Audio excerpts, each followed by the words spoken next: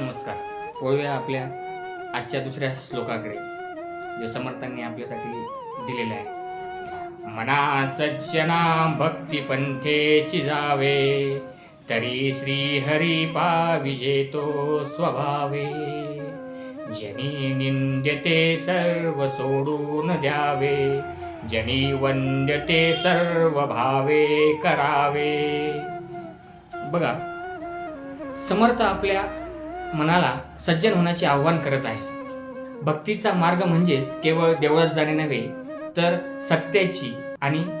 सत्याचा आणि प्रेमाचा मार्ग. जर आपण या मार्गाने गेलो तर ईश्वर म्हणजे श्रीहरी आपल्याला आपल्या स्वभावातूनच सापडतो. समाजात ज्या गोष्टी निंद्य म्हणजे वाईट, चुकीच्या, अपमानकारक आहेत त्या सोडून द्याव्या आणि वंद्य म्हणजे ज्या चांगल्या, आदरणीय, उपकारक आहेत त्या मनापासून स्वीकाराव्यात. आजच्या काळात जर बघायचं म्हटलं तर समजा तुम्हाला सोशल मीडियावर जर खूप प्रसिद्ध व्हायचे असेल तर तुमच्याकडे दोन मार्ग आहेत. पहिला मार्ग समर्थांनी सांगितला, एक निंद्य आणि दुसरा वंद्य. निंद्य म्हणजे वादग्रस्त विधान करा, तुम्ही कोणाचा तरी अपमान करा किंवा चुकीची माहिती पसरवा किंवा व्हायरल करा, आपण आजच्या समाजात म्हणतो ते निंद्य काम आहे. आणि दुसरे आहे वंद्य. वंद्य म्हणजे चांगले ज्ञान द्या, कोणाला तरी मदत करा किंवा प्रेरणादायी गोष्टी सांगा किंवा करा, हे वंद्य काम आहे. लोक सुरुवातीला वादग्रस्त गोष्टी पाहतील, पण त्या दीर्घकाळ टिकणाऱ्या किंवा आदर निर्माण करणाऱ्या राहणार नाहीत. पण यश म्हणजे वंद्य कामातूनच मिळत असते. हाच खरा भक्ती पंथ आहे, भक्ती मार्ग आहे. सुरुवात यशाची व्हायची असेल तर समाजात आपली प्रतिमा कशी असावी. समर्थ रामदास स्वामींनी दुसऱ्या श्लोकामध्ये माध्यमातून आपल्याला हे सांगण्याचा खूप छान प्रकारे प्रयत्न केला आहे.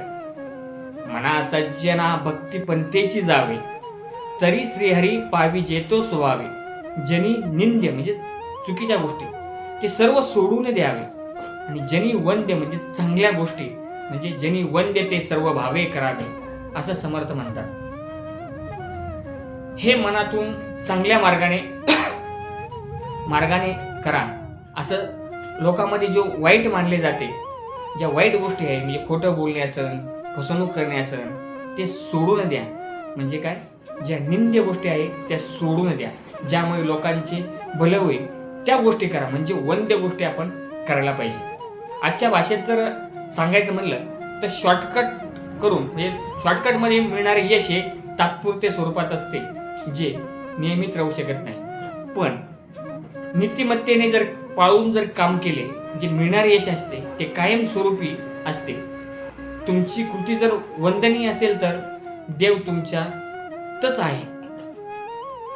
तर बघा मित्रांनो, या श्लोकातून हेच सांगायचं आहे, आजपासून एक कोणती तरी वाईट सवय सोडा आणि एक चांगली काम करण्याचा प्रयत्न करा किंवा चांगली सवय आत्मसात करा, जेणेकरून तुम्ही वंद्य कामाला आजपासून सुरुवात करू शकतात. हा संकल्प तुम्ही करू शकतात. तर आपण भेटूया पुढच्या श्लोकामध्ये, तिसऱ्या श्लोकामध्ये. यातूनही तुम्हाला काहीतरी शिकण्यासाठी मिळणार आहे. धन्यवाद. तुम्ही चॅनलला सबस्क्राईब करा. माझ्या चॅनलचं नाव आहे रविडे77. बेल आयकॉनला दाबायला विसरू नका आणि कमेंट नक्की करा, तुम्ही आज कोणते चांगले काम करणार आहात आणि कोणतं वाईट काम सोडणार आहात. धन्यवाद.